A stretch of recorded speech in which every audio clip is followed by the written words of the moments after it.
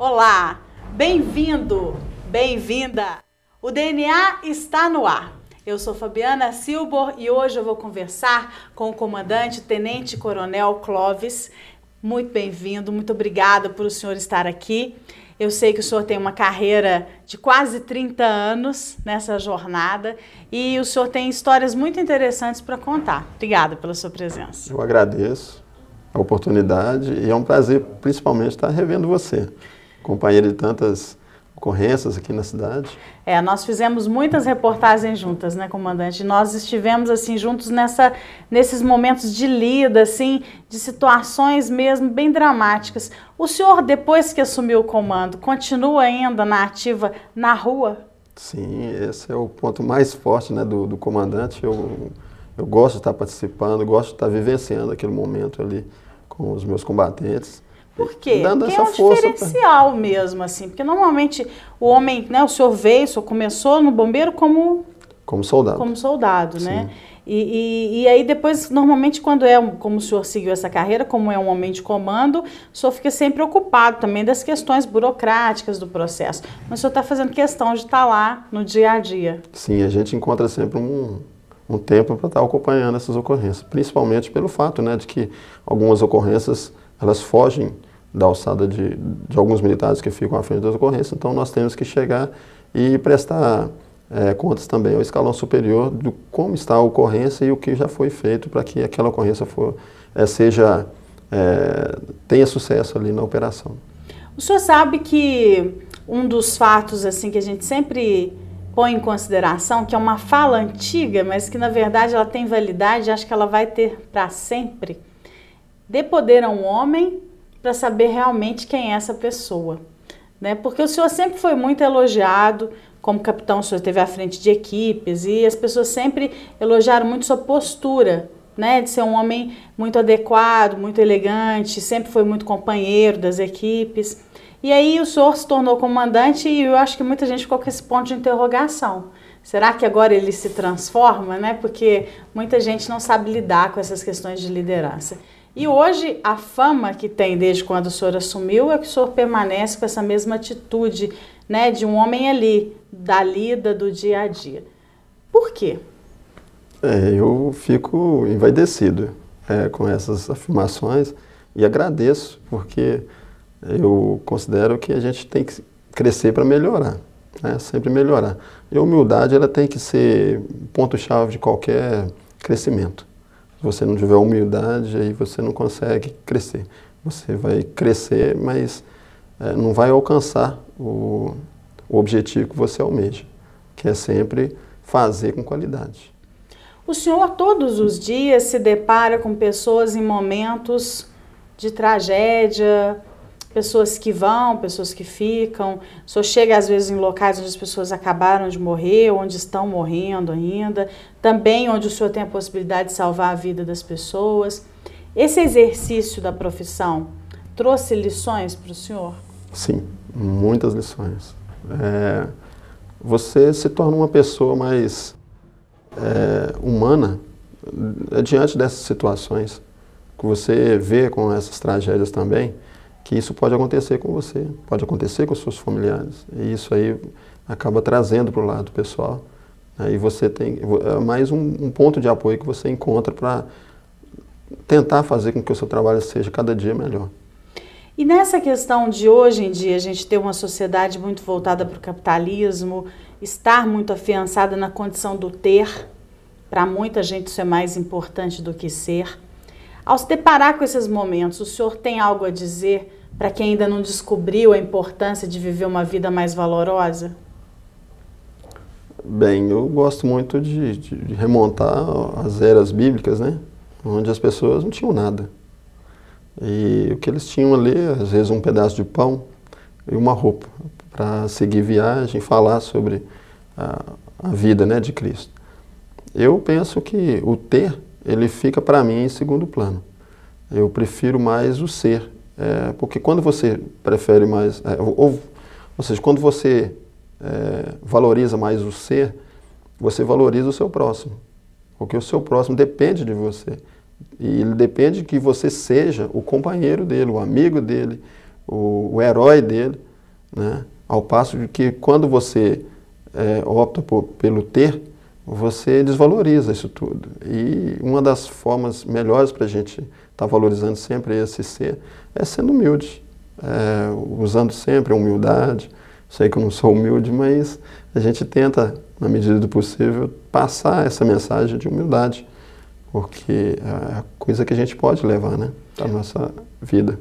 O senhor formou alguma opinião sobre essa questão dos acontecimentos? Porque tem uma corrente muito forte que fala que tudo que tem que ser, será. E essas pessoas defendem essa questão do destino imutável, que aquilo estava programado. Já existe uma outra corrente que defende que a gente tem o direito de mudar, que a gente pode intervir.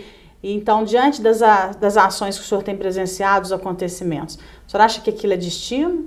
Ou o senhor acha que a gente poderia ter mais prudência, ter um pouco mais de atenção, pensar mais nas nossas atitudes e ajudar ali o destino a ter um resultado melhor? O que o senhor concluiu ao conviver tanto com esses momentos entre a vida e a morte? Como eu disse, né, eu sempre busco nas lições bíblicas o meu processo de caminhada. E tem a oração da serenidade que ela trata muito bem dessa situação. Ou seja, peço a Deus para que me dê o dom de aceitar aquilo que eu não posso mudar. E sabedoria é suficiente para mudar aquilo que eu posso. Então, muitas das coisas que acontecem com a gente pode evitar sim. É uma vela que a gente deixa em cima da prateleira, sem um prato para estar protegendo se caso ela cair, ela vier a pegar fogo na prateleira e assim na casa. É uma tomada que fica ao alcance de uma criança, né, que ela pode estar ali tomando um choque. É uma criança que está numa banheira sozinha, né, com água, ou mesmo numa piscina sozinha, não pode deixar. Então, determinadas coisas você tem condições de interferir, ou de pelo menos auxiliar para que aquele destino ele seja menos danoso às pessoas.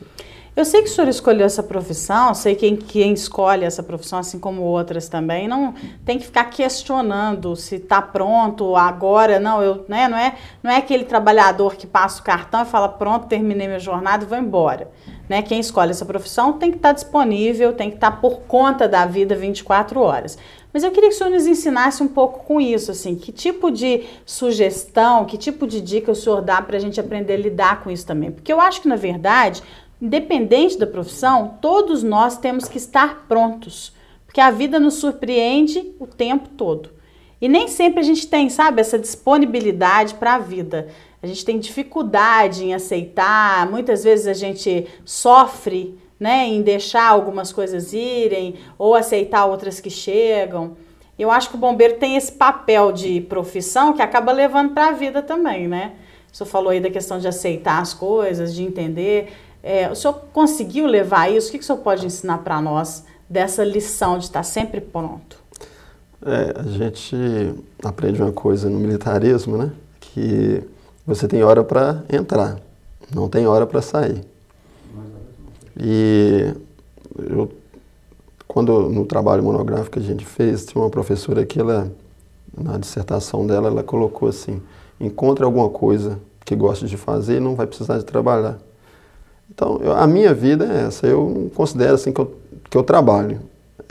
Essa aqui é uma missão, uma vocação. Eu gosto muito de ser bombeiro, adoro ser bombeiro.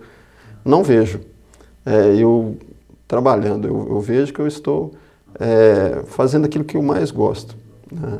Apesar de eu ter outras profissões, mas eu adoro ser bombeiro. Então, para mim, eu nunca trabalho, né? Eu sinto bem fazendo isso. E apesar da gente já estar quase saindo, mas é uma coisa que não vai morrer, né? Porque quando você está disponível, você está disponível em qualquer tempo, em qualquer hora, mesmo depois de não pertencer mais à corporação, mesmo de estar nos quadros da reserva. Mas é uma coisa que eu gosto de fazer e é a coisa que me dá prazer. Em relação a essa colocação que o senhor fez, uma outra questão que eu acho que tem muito a contribuir para nos ensinar também dentro desse propósito de viver melhor, de estar, né, com condições, é entender os milagres da vida e ser grato de uma maneira assim muito frequente a eles, né? Sim. Eu sei que deve ser uma sensação incrível. Já como repórter presenciei momentos assim que vocês conseguiram salvar vidas, em que aquele atendimento ali, aquele resgate possibilitou aquela história continuar. E também já possibilitei ali algumas ações dentro das reportagens, já participei, em que não foi possível, né? Em que apesar de todas as tentativas ali, infelizmente não foi possível. São sentimentos muito contraditórios, né? A hora do milagre com a hora de você se sentir impotente. Isso. Eu, quando trabalhava em Uberlândia, eu me sentia impotente numa determinada ocorrência. Uma criança, ela caiu no fosso, por esses tubulões, né, de obra, um terreno lá que estava em construção. Essa criança, ela caiu e, por ele ter um diâmetro pequeno, ela ficou entalada nesse poço. Não dava para você alcançar com o seu braço. E a gente, naquele momento, a gente sentiu muito impotente. A gente sentiu que só Deus mesmo é que poderia estar fazendo com que aquela criança ela saísse dali. E nós começamos a trabalhar o que nós tínhamos, né? Que graças a Deus ele tinha caído num terreno onde nós tínhamos a possibilidade de entrar com a máquina, com iluminação, com máquinas, com pessoas capacitadas para estar fazendo um trabalho de resgate à altura do que a vítima necessitava. E graças a Deus nós tivemos êxito. Mas é muito, muito ruim essa sensação de você viver aquele momento que você é impotente. E hoje, graças a Deus, o Corpo de Bombeiros ele deu uma guinada muito grande. Eu entrei, como eu já disse, né, eu fui soldado e hoje eu agradeço à corporação também por ela ter me dado a oportunidade de eu estar podendo sair da corporação, galgando aí um dos postos, os postos mais altos da corporação. Aproveitei a oportunidade. Mas esses momentos, né, de impotência que a gente sente na vida acabam fazendo com que a gente cresça cada dia mais. E essas vitórias é que fazem com que a gente seja cada dia mais humilde, que a gente só tenha a ganhar com isso. Se hoje eu estou no comando de uma unidade operacional, eu agradeço a Deus, porque são lições que trazem a gente à realidade, nunca deixando a humildade de lado. Porque sem humildade você não vê essa impotência das vítimas, né? Você não vê a impotência da corporação diante de determinadas ocorrências. Encontra força, né? Parece que vem uma determinação, uma coragem, uma capacidade para tentar mudar aquele momento para melhor, né? Exato. Trazer melhores resultados para as pessoas é algo que eu acho impagável, né? Sim. Acredito que quando o senhor encontra com alguém que fala, ó, você salvou meu filho, foi você que foi lá, né? Ou foi alguém da unidade, sim, que foi lá, eu acho que são momentos assim que não tem nada que se compare a você ter participado da evolução, do crescimento do outro. Eu já tive pessoas, né, que chegaram a mim e falaram, olha, você não deve se lembrar de mim, mas eu lembro muito bem de você. E você esteve naquela ocorrência. Então a gente passa pela vida das pessoas, mas as pessoas sempre lembram e mostram para você que você foi importante na vida delas. Que bom, parabéns. Muito obrigado. Muito sucesso. Muito obrigado. Obrigado, senhor, pela presença. Você em casa também, sempre o nosso agradecimento. Esteja conosco pelo e-mail dna@band.com.br. Entre em contato para a gente saber quais são suas preferências, suas ideias. Muito obrigada e até o próximo programa.